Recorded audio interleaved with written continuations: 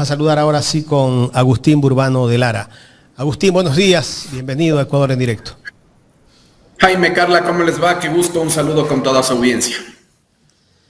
Bueno, entrando ya en materia en esta entrevista, me gustaría tener tu criterio de lo que está diciendo el presidente de la República después de tantas denuncias que se han dado en contra del presidente del directorio del Seguro Social. ¿Qué lectura, qué criterio tienes sobre esto, Agustín? No sé si escuchaste lo que dijo el presidente. Sí, lo escuché. Mira, hay algo que nos sirve este acontecimiento para reflexionar, pero es algo que no es exclusivo de los escándalos, no solo de corrupción, sino de mal uso de los recursos públicos y de incapacidad para gestionar un espacio público y común como es el IES, y que tiene que ver con que no estamos desde la oposición en este estallido de acontecimientos que tenemos todos los días, en el cual es imposible tener una memoria lineal de qué es lo que ha venido haciendo cada persona en el ámbito de sus competencias, sus responsabilidades, para poder imputarle una responsabilidad en el estado de situación en el que estamos, no estamos logrando construir esa cadena causal. Entonces, ¿por qué te digo esto? Porque cuando el presidente, con todos los medios de comunicación que tiene a su favor, con todos los dispositivos de comunicación que tiene a su favor, sale y desmiente serias acusaciones y serias denuncias fundamentadas que tienen base en evidencia contra lo que está sucediendo con Edgar Lama en el IES, él lo puede hacer porque tiene una posición privilegiada para hacerlo y porque tiene toda una orquesta más mediática para hacerlo. Y desde el lado de la oposición nos está faltando construir una y otra vez de manera discursiva, de manera recursiva, esa cadena de acontecimientos por la cual estamos impugnando a Edgar Lama. Y repetirla una y otra vez, y repetirla una y otra vez, y tenerla estabilizada en un sitio web, en algún medio de comunicación propio, en el discurso. Porque si no, todas las inacciones y todas las corrupciones y todos los problemas de los negocios vinculados que tiene Edgar Lama con sus negocios privados, de sus clínicas privadas, se difuminan en el aire, se pierden en el ruido de acontecimientos y en el ruido de información y de comunicación que existe. Y si es que nosotros nos ponemos a pensar, esta sí es una estrategia que la oposición y que el anticorreísmo, que la oposición al correísmo y que el anticorreísmo aplicó con mucha habilidad desde 2015 en adelante. Cuando tú hablas con un anticorreísta, ellos te recitan como rosario cada uno de los casos donde creen que el presidente Correa creen que tuvo una mala acción, un mal proceder, o Jorge Glass, o el gobierno de la Revolución Ciudadana. Y te repiten esto como loros o loras. Perdón que lo interrumpa, y me pasó eso la semana pasada con un grupo de colegas, y ¿sabes lo que te dicen? O sea que Correa sí pudo, ¿y por qué Daniel Noboa no puede? Digo, pero estás cayendo supuestamente en lo que has criticado. No entiendo, si lo criticas, criticas tanto, ¿por qué lo aplaudes ahora? Y sí, pero a mí me pasa esto que tú dices, a mí también me ha ocurrido, pero ellos logran historizar, así sea de manera errónea, así sea con fake news, pero logran historizar el enemigo al cual creen que combaten. Nosotros no logramos hacer eso y es porque nos está faltando esto en la estrategia. No hemos construido a nivel mental de la ciudadanía las líneas del tiempo que la ciudadanía tiene que tener en la cabeza. Por ejemplo, tuvimos el lamentable, y de verdad espero que no vuelva a ocurrir, atentado, carro bomba al frente del Mall del Sol en el edificio de la familia del presidente. Si yo fuera presidente de la República, sería el primer interesado en que ese atentado ya tenga responsables, ya se les haya revisado por cámaras, ya estén judicializados, ya estén presos, ya hayan rendido versión en fiscalía, saber quién fue el autor intelectual, saber quién fue el autor material. Eso hubiera necesitado las 48 horas. Pero pasó el carro bomba y lo más importante fue la noticia del carro bomba. No fue quien lo hizo, por qué lo hizo, pero después nos dijeron que fueron los lobos, dispararon algo que tenían que hacer hace mucho tiempo, ingresaron con fuerza en la mina de Buenos Aires, con fuerza militar, ya perfecto. Pero nosotros no logramos construir en la ciudadanía estas interrogantes. ¿Quién fue el responsable? ¿Por qué no lo detienen? ¿Por qué no se lo ven cámaras? Ya lo entrevistaron, ya lo indagaron. ¿Por qué el presidente, que es el primer interesado en saber quién fue, no lo judicializa? ¿Qué tipo de explosivo utilizaron? ¿Por qué utilizaron un explosivo que solo tienen acceso determinadas instituciones o entidades del Estado? O sea, no estamos logrando construir estas cadenas causales que nos permitan a nosotros decir tal o cual personaje público es creíble, no es creíble. Con Diana Salazar tenemos, pero un rosario de ejemplos en lo cual podríamos demostrar cómo Diana Salazar fue funcional al crimen organizado y no tenemos construida esa cadena causal. Entonces, ahí sí te digo, es a propósito de Edgar Lama tu pregunta, pero no solo es con Edgar Lama. Nos pasa con Inés Manzano, nos pasa con Daniel Noboa, nos pasa con Humberto Plaza, nos pasa con el ministro de Defensa, nos pasa con Diana Salazar, nos pasa con autoridades de justicia. No estamos logrando historizar de una manera simple y sencilla la constelación de acciones de nuestros adversarios políticos, que son las verdaderas y los verdaderos responsables de la multiplicidad de crisis que estamos. Tenemos una crisis en el sistema de salud, sí. Hay responsables, sí. ¿Dónde están las 4, 5, 6, 7 decisiones y acciones de los responsables? Y deberíamos estarlas repitiendo, perdón la palabra, como loros y como loras, y no lo hacemos. Y esto mismo en seguridad, y esto mismo respecto de la Fiscalía y la Justicia, esto respecto al Consejo Nacional Electoral, y ahí creo que nos perdemos en el mar de información y en el ruido de exceso de información en el que vivimos en la vida cotidiana. Sociólogo, comparto con usted.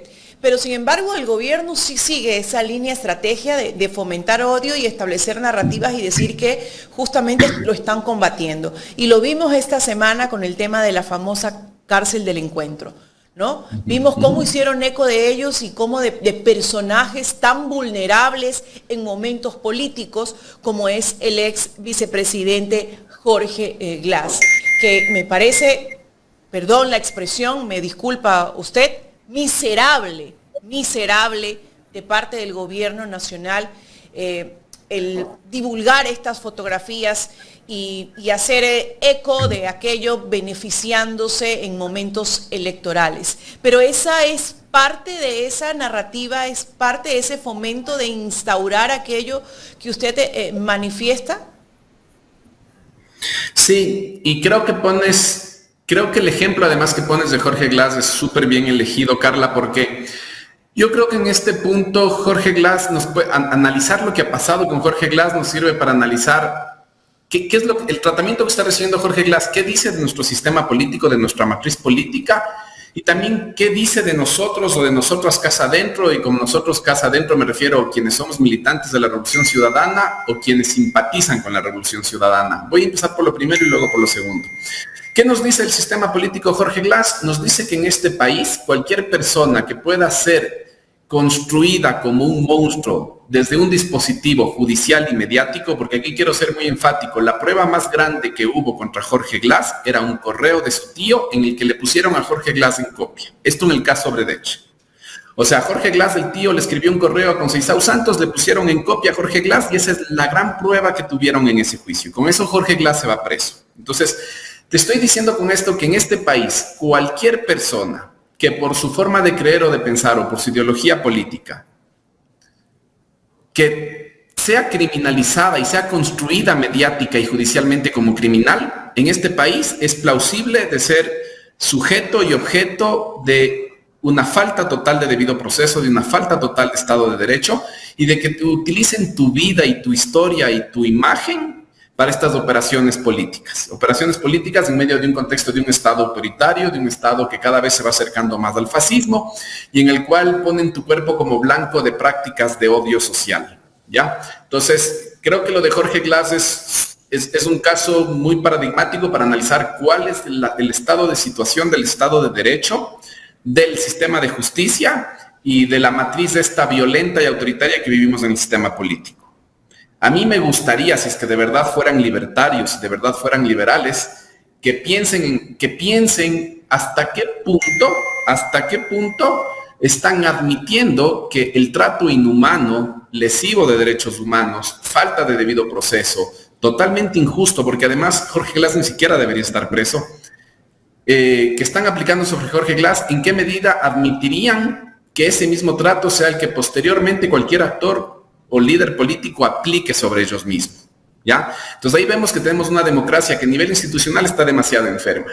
Ahora, a nivel interno, sí hay algo sobre lo que Rafael Correa ha venido llamando la atención cada vez más progresivamente, pero que desde la revolución ciudadana, desde el correísmo, desde el campo de simpatizantes del correísmo o desde organizaciones políticas y sociales que no son correístas, pero que son aliadas al correísmo, tienen una postura cercana al correísmo, la ausencia de una postura de defensa frontal frente a Jorge Glass, porque lo que está sufriendo no es justo, es inhumano, es miserable, va contra toda contravención legal, contra cualquier norma convencional de derechos humanos, porque no hay debido proceso, porque no se le está administrando justicia, que no existe un pronunciamiento de defensa fuerte a favor de Jorge Glass, porque puede ser hoy Jorge Glass, mañana puede ser Pepito, mañana puede ser Juanito, mañana puede ser cualquier persona. Que no exista eso también es una muestra de hasta qué punto estamos interiorizando en nuestro discurso y en nuestra forma de ver del mundo aquellos espacios o aquellas disputas de significado y de sentido donde el anticorreísmo nos ha ganado estos años. Y creo que ahí el ejemplo más paradigmático es la defensa de Jorge Glass, y creo que el otro ejemplo paradigmático es la refinería del Pacífico. O sea, creo que esos dos temas, Jorge Glass y la refinería del Pacífico, nuestra falta de defensa, nuestra incapacidad de defender a nivel público, porque era importante la refinería del Pacífico, por qué es posible y por qué es lógico afirmar que hoy tendríamos 1/3 de la deuda externa que tenemos y tendríamos la refinería del Pacífico, por qué Jorge Glass no está siendo objeto de justicia, no está siendo objeto de un debido proceso, por qué no debería estar preso.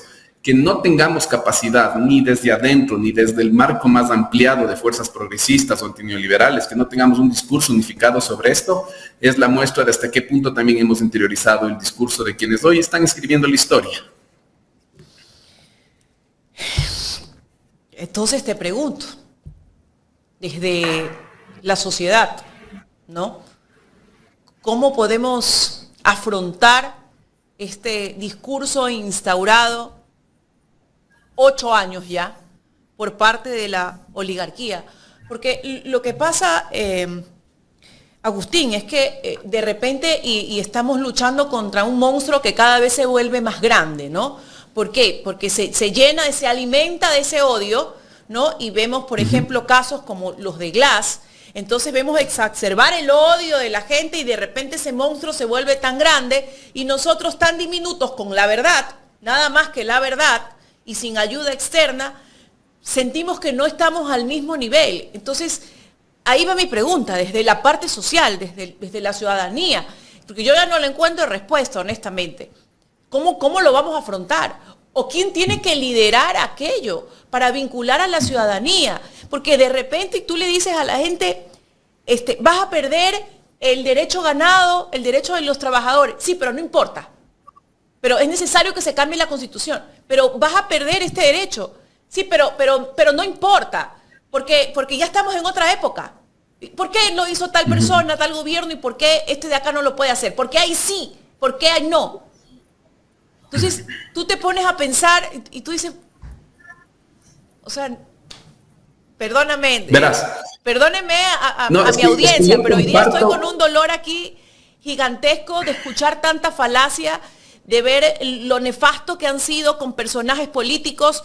Qué raro que el señor Nebot esté callado con las fotografías del señor Muentes. Ahí solamente nos demuestra quiénes han sido en realidad, porque cuando les sirven sí están ahí, cuando no agachan la cabeza y se esconden. Y como sociedad nos quedamos en la nada, en blanco. Sí, no, y yo comparto tu sentido de indignación y comparto el sentido inclusive a veces de impotencia y de rabia que se nos queda atravesado. Creo que nos pasa a muchas personas, Carla, y creo que es sano que sigamos sintiendo eso, porque cuando dejemos de sentir eso significa que ya algo se dañó en nosotras o en nosotros. Ahí te voy a responder primero la segunda parte de tu pregunta, ¿quién debería liderar eso? Y luego voy a la primera. La segunda porque es más rápido. Justamente quien debe liderar esto será la persona que logre construir la respuesta a tu primera pregunta. Porque lo que tenemos que pensar es lo siguiente. Lamentablemente yo estoy convencido de que hay un 20-25% de la sociedad que tiene una identidad fuertemente anticorreísta, y cuando digo fuertemente anticorreísta no me refiero solo que detesta y odia y lo quisiera ver eliminado al presidente Correa y a toda su identidad política, sino que su posición de clase, su posición en la estructura social, su posición económica, su posición cultural, su posicionamiento político, hace que estructuralmente, más allá de su voluntad, tenga una postura anticorreísta. Y creo que ese 20-25% que está hiperpolitizado, que está muy embebido en toda esta modelo social de acumulación, modelo social de gobierno, del anticorreísmo, ahí hay un 20-25% que es insalvable y que va a ser anticorreísta convencido. A los que, en función de cómo vayas construyendo el contexto y el clima de la conversación y cómo vayamos disputando los sentidos y cómo vayamos construyendo no hegemonía, a veces podrán ser más fascistas y violentos y autoritarios como ahora, a veces serán más políticamente correctos, pero es gente a la que jamás en la vida vamos a llegar. Después sí creo que dentro del anticorreísmo duro hay otro del anticorreísmo hay un 20-25% un poco más permeable y un poco más blando, y con ellos es un poco erróneo entrar en la postura de que su expresión política o su racionalidad política no se puede explicar o no se puede entender, porque ahí perdemos cualquier capacidad de interpelarlos. ¿Y por qué te digo esto? Porque hay algo que está sucediendo en el Ecuador de manera transversal en este momento, y es que la sociedad tiene miedo. La sociedad tiene miedo y está desesperada por ese miedo.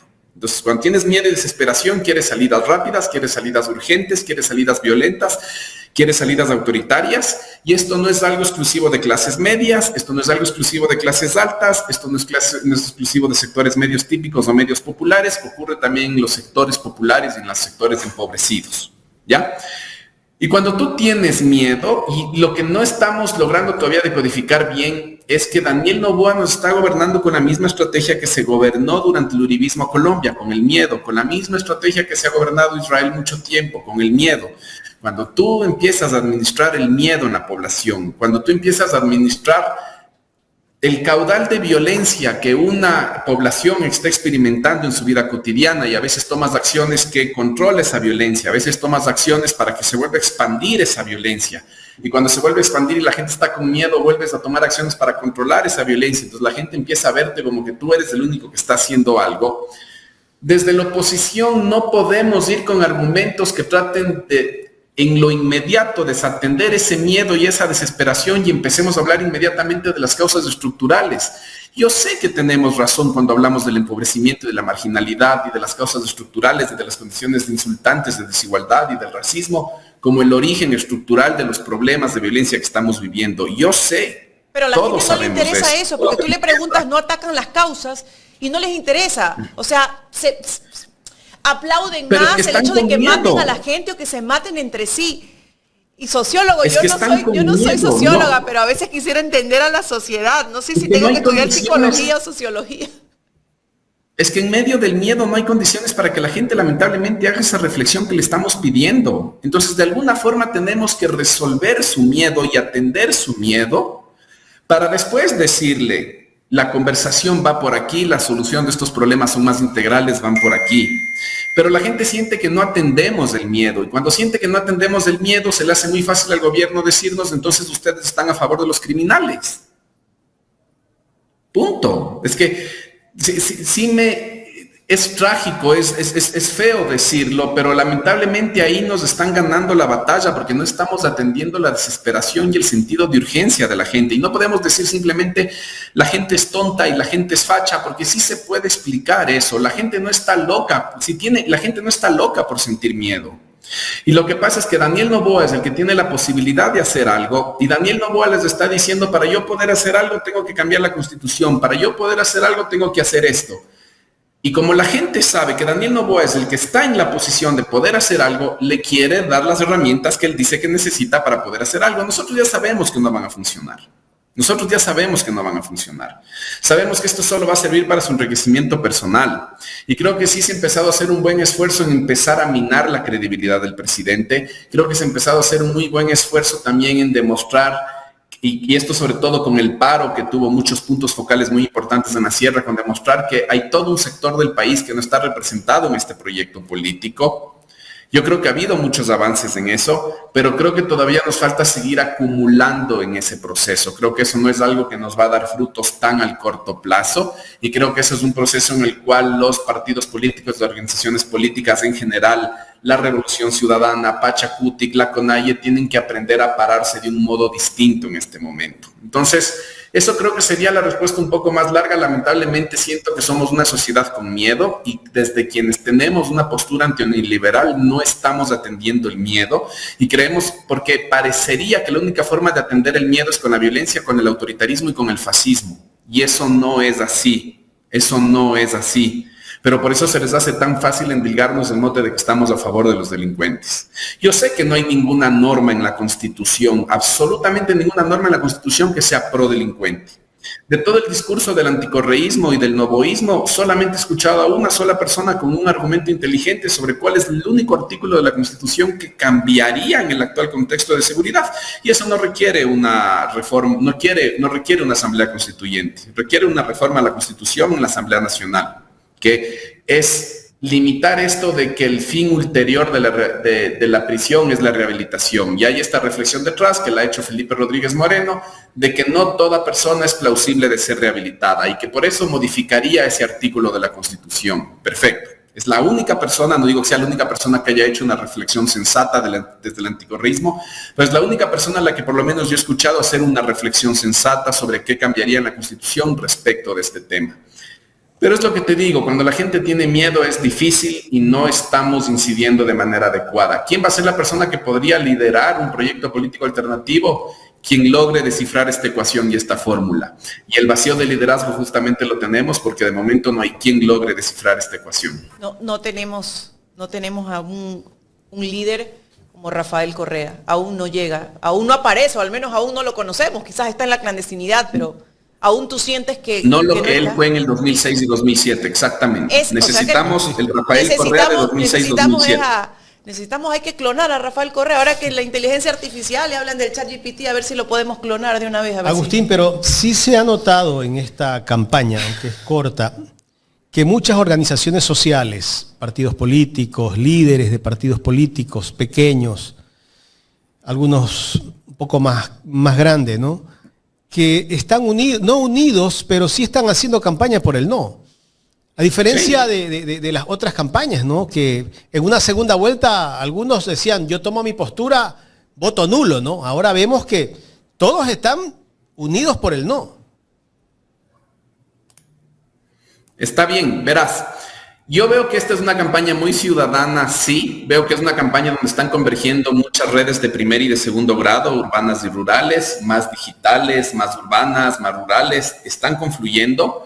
Veo que no hay una autoría o no hay un madrinazgo sobre la campaña del no. Cosas muy saludables en la campaña del no y que sí van en consonancia con el paro del cual vinimos, que no fue un paro nacional, fue un paro regional, y que sí viene en consonancia con todo un sector de la sociedad que está tratando de buscar soluciones. No creo que ese proceso esté lo suficientemente maduro y no lo va a estar en los próximos años como para producir políticamente algo nuevo. Creo que eso todavía es algo que va a tomar tiempo. Y veo con muy buenos ojos lo que tú estás diciendo, pero sí tengo que reconocer también que ahí hay un límite. Y el límite está en que en su desesperación y en su miedo, la gente siente que está yendo en una bajada, que se aproxima a la curva, después de la curva está el barranco y que no tiene frenos. El gobierno con sus promesas y sus alternativas le dice, yo por lo menos te estoy ofreciendo un freno de mano. Nosotros solo le estamos diciendo, ese freno que te ofrece el gobierno no sirve para nada, pero no le estamos dando una solución distinta para el estrellamiento. Entonces, nosotros estamos en una fase del proceso en el cual estamos minando las herramientas de las propuestas, de las estrategias que está ofreciendo el gobierno, pero ni de cerca estamos ofreciendo una alternativa. Y eso sí es un límite, porque cuando tú le dices a la gente, la herramienta o la salida que te propone el gobierno no sirve y no le das alternativa, la gente dice, bueno, no sirve, pero voy a ver si es que de verdad no sirve porque no sé qué otra cosa hacer. Entonces, el problema que tenemos en esta consulta popular es que mucha gente va a votar por el gobierno no porque crea por el gobierno, sino porque no tiene otra opción. La gente está confundida también, ¿no? El gobierno, Jaime, hay gente que ya no le cree al mentiroso de Noboa. Hay gente que ya sabe que el gobierno no tiene ni mucha esperanza en el gobierno. Pero la única herramienta que tiene en la mano es la que le está ofreciendo el gobierno. Claro, la campaña millonaria. Eso es el escenario en el que estamos, Jaime. Y por eso te digo, no estamos en un clima de miedo, estamos en un clima de desesperación. Sí creo que hay un 20-25% de la población que va a ser siempre anticorreísta, siempre de derecha, siempre va a estar en contra de cualquier forma de expresión popular organizada, que tiene una postura política, económica, cultural de clase muy dura y que no vamos a poder hacer nada. ¿Y esa votación en la época de Correa existía esa votación, ese porcentaje? Pero con una diferencia sustancial, Jaime. La primera es que Antes de la emergencia de Correa nunca hubo un proyecto de verdad desde la izquierda con capacidad de contestación a las élites a nivel nacional, ¿ya?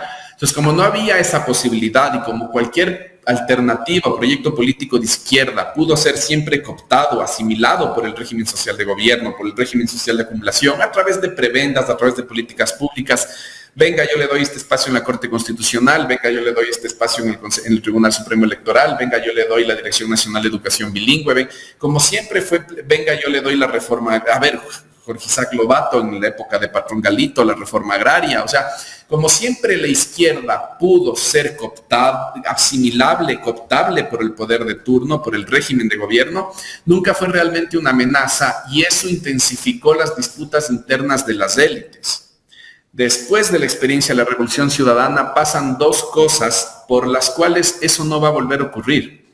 Primero, porque yo sigo sosteniendo, la Revolución Ciudadana es el hecho maldito del país burgués. No ha habido nada más herético, no ha habido nada que cause más susto, más temor, no hay una experiencia más traumática para las élites de este país que la Revolución Ciudadana. Porque la Revolución Ciudadana significaba que el SRI, los agentes del SRI iban acompañados de militares con fusiles a recobrar los libros contables de las empresas para ver si estaban liquidando bien los impuestos. Porque la Revolución Ciudadana implicaba que vos tenías que afiliar sí o sí a tus trabajadores al IES y nada de estar ocultando, camuflando, como sí pasa ahora en el Seguro Social Campesino, las personas que deberían estar en el régimen del Seguro Social obligatorio. Entonces, es tan traumática la experiencia de la Revolución Ciudadana que las élites ya tienen además una conciencia de que no pueden permitir que algo así aparezca y de que tienen que poner en un lugar secundario sus disputas internas. Y esto yo te añadiría a otro fenómeno más sociológico y es que, Jaime, la Revolución Ciudadana sí transformó este país, modernizó este país y no solo modernizó el Estado, las instituciones, no solo modernizó las leyes, no solo nos dio una nueva constitución, sino que también nacionalizó los capitales. Antes teníamos enclaves de capitales regionales, habían ciertos capitales que eran conocidos por sus negocios en Manabí, otros en Santo Domingo, otros en Quito, en Esmeraldas, en Guayaquil, en Cuenca, en Azuay, en el sur.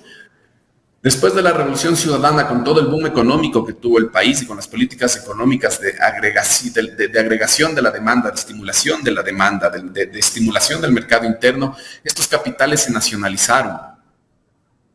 Entonces, cuando tú tienes capitales nacionalizados, cuando hay capitales de Quito que tienen negocios en la agroproducción, en el sector financiero y en la industria y al mismo tiempo y en Guayaquil y ya no hay espacio para esas disputas intestinas, porque ahora los bancos son amigos de los dueños de comunicación, que son amigos de los petroleros, que están hermanados con los mineros, que están hermanados con los productores de autopartes automotrices, es decir, ya la estructura productiva cambió y eso también impide que haya disputas intestinas muy fuertes dentro del bloque dominante.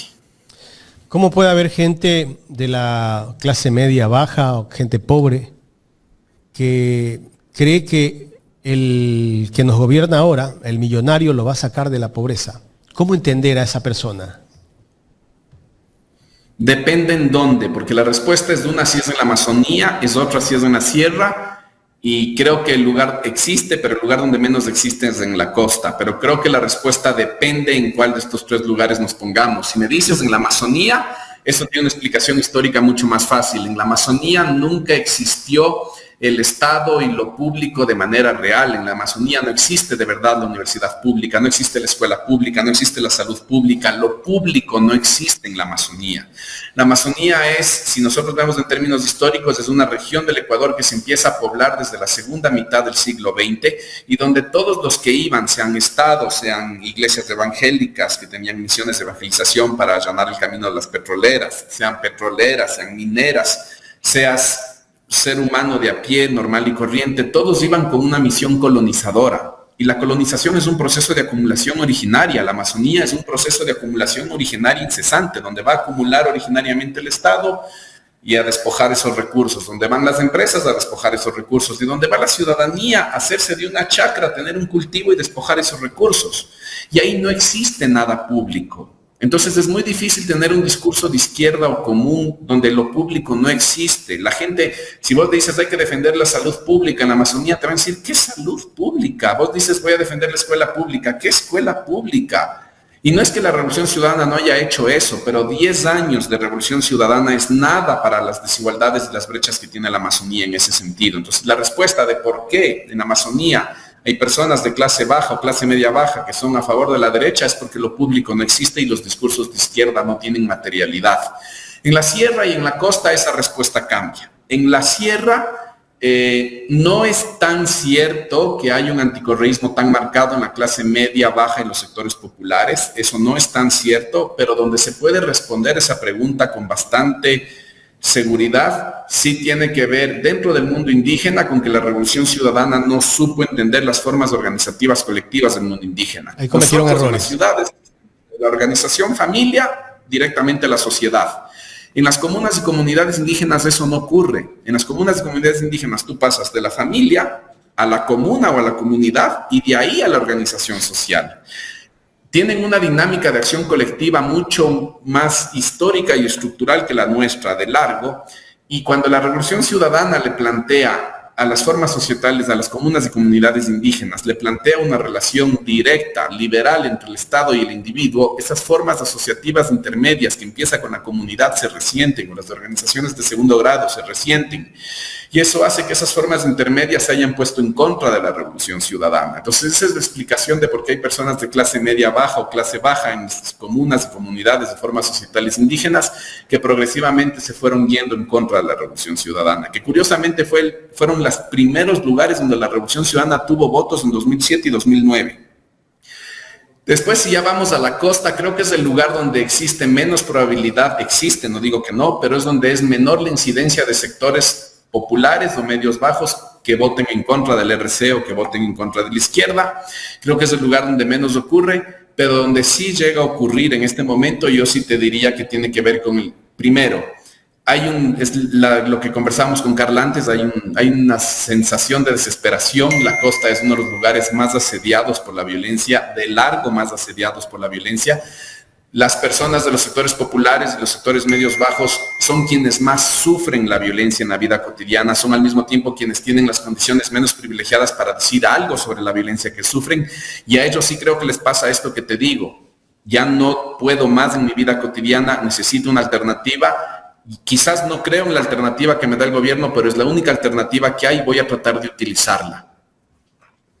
Alguna vez lo escuché yo al expresidente Rafael Correa, que dijo que el éxito de su gobierno también fue el fracaso de su gobierno, porque había muchas personas mucha gente salió de la pobreza en los 10 años de la Revolución Ciudadana, pero resulta que esa gente que salió de la pobreza llegó a ser clase media. Ya después, cuando vino Moreno, y esa gente no quería ser clase media, pues ya quería llegar a la clase alta, ¿no? Y esa gente terminó odiando a la Revolución Ciudadana. Y también conozco casos, yo por decirte, de profesores universitarios que antes ganaban $500 y cobraban por factura. En la época de Correa, como se hicieron muchos cambios en la educación superior, ese profesor que se preparó, hizo una maestría, que también recibió una beca, resulta que hizo publicaciones, pero el sueldo de ese profesor ya no era los $500 por factura. Llegó a ganar $2.500 y hasta $3.500, dependiendo de las publicaciones que tiene ese docente. Pero sin embargo, ese profesor que salió casi que de donde estaba, del pantano donde estaba, ahora lo odia Correa. Sí, yo creo que ese es un proceso más progresivo. Sí te diría que, a ver, cuando uno cruza la votación del 2017 de Lenín Moreno a través de una variable de clase, un clivaje de clase, el discurso de Lenín Moreno de la campaña, no después de la traición, el discurso de la campaña de vamos a sostener el régimen económico, social económico de la Revolución Ciudadana, vamos a arreglar algunos problemas de derechos civiles, vamos a arreglar el relacionamiento con los movimientos sociales, todo ese discurso un poco más liberal, democratizante de Lenín Moreno que tuvo en la campaña, que fue todo lo contrario a lo que aplicó, sí le hizo tener el voto de sectores medios en la sierra ecuatoriana. No en la costa, es curioso, en la sierra ecuatoriana y en Amazonía le hizo tener el voto de sectores medios. En la costa sí tiene un voto de clase muy marcado la Revolución Ciudadana ese 2017. Mientras más pobre eras, más probabilidad de que votes por la Revolución Ciudadana había. Ahí sí había un voto de clase durísimo. En la sierra eran los sectores medios bajos, medios típicos y medios altos los que más votan por Lenín Moreno, y en la Amazonía más parecido a la sierra. Esto que tú dices, el fenómeno que tú dices, se empieza a notar ya más con Guillermo Lasso. Con Guillermo Lasso es que ya se empiezan a despojar de su identidad correísta o de su simpatía correísta, o más por lo público y por la izquierda, las clases medias, y se empiezan a acercar ya al voto de Guillermo Lasso, ya de manera nacional, no solo en la sierra, no solo en la costa, no solo en la Amazonía, sino de manera nacional. Y tiene que ver con que ya durante el gobierno de Guillermo Lasso queda muy claro a nivel social que la estrategia de supervivencia es el sálvese quien pueda. Agustín, perdón. El clasismo también entró ahí porque hemos visto, y lo conversábamos con Jaime, una división de clases sociales que no la habíamos visto ya hace bastante tiempo. Los desclasados también. Los desclasados, una discriminación que ahora hay, racismo, o sea, cosas que habíamos superado, que nuevamente la vemos a flor de piel. Sí, pero esto del clasismo exacerbado sí se explica, no es algo espontáneo, sino que ha habido esfuerzos y ha habido intenciones y ha habido prácticas de politización cotidiana de la sociedad que nos han dirigido a esto. Y te digo, no solo desde el novoísmo, sino desde algo que se observa ya desde hace meses, que es el antinovoísmo anticorreísta, porque eso es algo que no debemos dejar de pensar ni de ver. Existen ya muchas posturas públicas de disenso con Daniel Noboa, pero que siguen teniendo su identidad anticorreísta primaria y que hace que la estrategia de crítica a Daniel Noboa sea decir, miren cuánto se parece Daniel Noboa a Rafael Correa, que es la postura de muchas élites ilustradas de la sierra, sobre todo. Muchas élites ilustradas de la sierra, profundamente anticorreístas, profundamente antinovoístas, tienen esta postura de criticar a Daniel Noboa, no por las cosas que hace mal, sino por cuánto se parece supuestamente a Rafael Correa. Y esto es el producto, Carla, de una politización intensa de los últimos, ahí sí te digo, 10 años. De esto yo creo que sí emerge 2015, 2014, 2015 es que se empieza ya a sembrar estratégicamente el odio en la sociedad. Y hay personas con nombres y apellido que se creen estrategas políticos y dirigen call centers, dirigen pools de diseñadores gráficos, dirigen pools de creativos para hacer campañas de odio, campañas de fake news. Creo que el caso más burdo, más grotesco es el que Viviana Veloz termina desnudando en su juicio contra este exdirector de Radio Sucesos que trabajaba con Fernando Villavicencio en un pool de diseñadores gráficos y en un pool de troll centers en redes sociales que hacían fake news solamente para instilar el odio y el miedo. Y sí creo que eso es una estrategia plenamente utilizada y lamentablemente legitimada hoy en día como parte del repertorio de la acción política, que es algo que no existía en 2006 con esta intensidad. Y entonces, ¿cómo trabajar en esa erradicación del odio, ¿no? De ese odio instaurado? ¿Cuál sería el inicio? ¿Por dónde deberíamos empezar los partidos políticos que son oposición, ¿no? Y que en este caso vemos dos, que podría ser, bueno, el movimiento indígena como tal, la CONAIE, Revolución Ciudadana y la sociedad? ¿Por dónde empezamos para poder erradicar ese odio?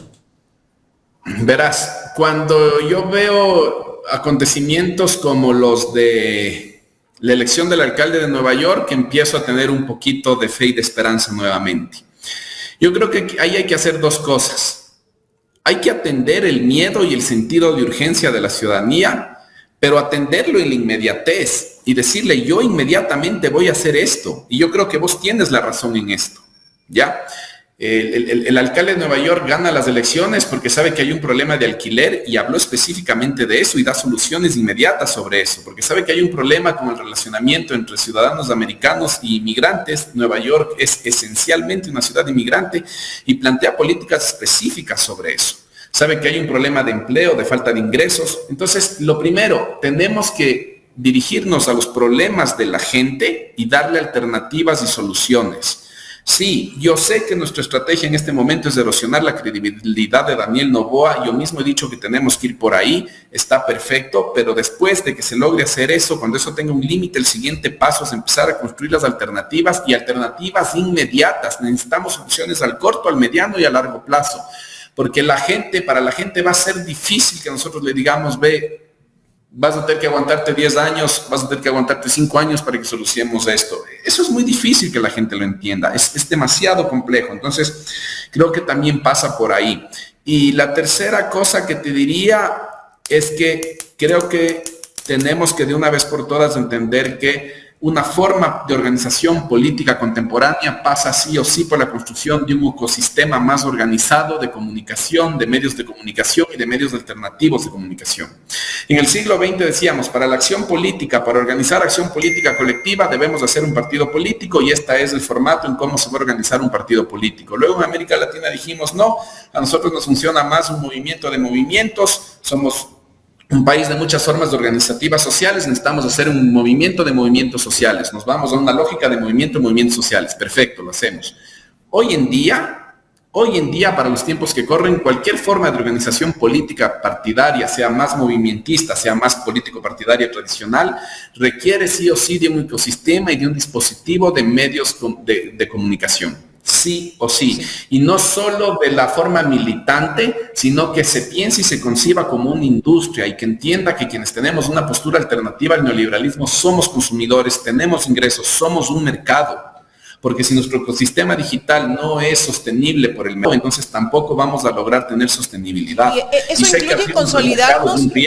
Eso incluye consolidarnos los medios alternativos y me refiero a consolidarnos, a ir hacia una sola línea marcada, porque ya tenemos comunicacionalmente, ya vámonos desde el punto de vista comunicacional, ya hay una tendencia marcada en función de lo que consumes, ¿no? Como información. Entonces tenemos quienes consumen a la prensa neoliberal y tenemos a quienes consumen una prensa progresista o no tan alineada.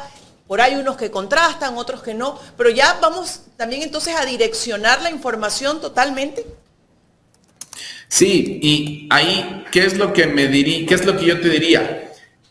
Debería haber orgánicamente, primero dentro del RC, orgánicamente, y luego fuera del RC, entre todos quienes somos antineoliberales, deberíamos tener mesas de discusión político-estratégica de todos los medios de comunicación que tenemos a nuestro favor.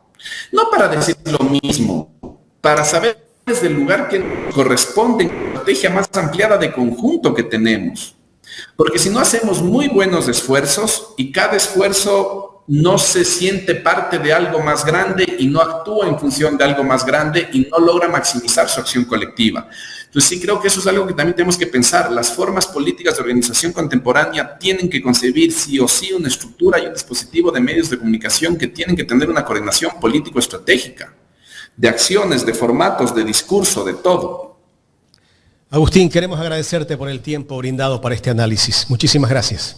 Jaime, muchísimas gracias a ustedes. Que tengan una buena mañana. Un abrazo muy grande. Carla, lo mismo. Gracias al sociólogo Agustín Burbano. Ha sido muy grato para mí el día de hoy conversar con él. Creo que hoy amanecí un poco así como efusiva, pero Oiga. Es que saben que va pasando los días, Jaime, ¿no? Y de hecho sentimos como más adrenalina, desesperación, frustración, ¿no? Esperando el domingo. Sí, frustración de todo lo que pasa. Y de verdad que yo quisiera tener una varita mágica así para hacerle a la gente así. De tantos golpes, yo presiento que este va a ser positivo. Yo espero que sea, pero sabe que es que no espero. De estos últimos Jaime, años, no es que espero que sea positivo con el afán de decir, perdió Noboa. No, yo espero que sea positivo por el bien suyo, por el bien del país. Porque no puede quedar en el aire la memoria de nuestros patriotas, la sangre derramada en las calles, en las luchas sociales, por construir días mejores, en defensa de nuestros derechos. Usted, Jaime, que conoce la universidad pública, cómo los estudiantes iban a las calles a defender sus derechos contra gobiernos neoliberales y oligarcas. Usted conoce muy bien eso. Rovira en su tiempo, tirapiedra, cerraba calles. La señora Ivonne Núñez en su época, tirapiedra, cerraba calles. luchadora social, y resulta que cuando ven algo que les conviene, les ofrecen les cambian la vida. Oiga, y sabe que ellos ya se olvidaron que vienen, ¿de dónde vienen? De ¿no? la educación pública. De la educación y yo pública. no entiendo cómo pueden ser tan miserables y cómo quieren tocar la educación. ¿Saben qué pasa? Que en el gobierno de Correa se les acabó la teta, porque ya la cocinera, ¿ok? Quienes la tenían trabajando y la explotaban, ya no le podían poner de profesora. ¿Sabes por qué? Porque no tenía pues título de cuarto nivel. Ya no era el amigo, el compadre, el que se paraba en las aulas a dar clases. Y ya no era un pecado que ¿Ok? la hija de la cocinera se vaya becada. No, ya no al era así. exterior. Exacto. Tenía que ser gente que se educara. Y para que se educara se abrieron las puertas de la universidad pública. Y por eso para ser profesor de cuarto nivel, de tercer nivel y de cuarto nivel, tenías que tener maestría, Carlita, tenías que tener doctorado. ¿Qué te molestó? Que te eduquen. Carlita, ¿no recuerda que la Politécnica era una universidad pública? Sí, pero allá iba solo la élite, pues, porque tenían que pagar, pues. Si no, hay que preguntarle al doctor Malú. Sí, allá iba la élite, porque tenías que pagar, era autofinanciada. Allá, bueno, por ahí le daban cierto espacio a los más sobresalientes, pero de allí, si tú querías estudiar en la Politécnica, era difícil, era todo cerrado.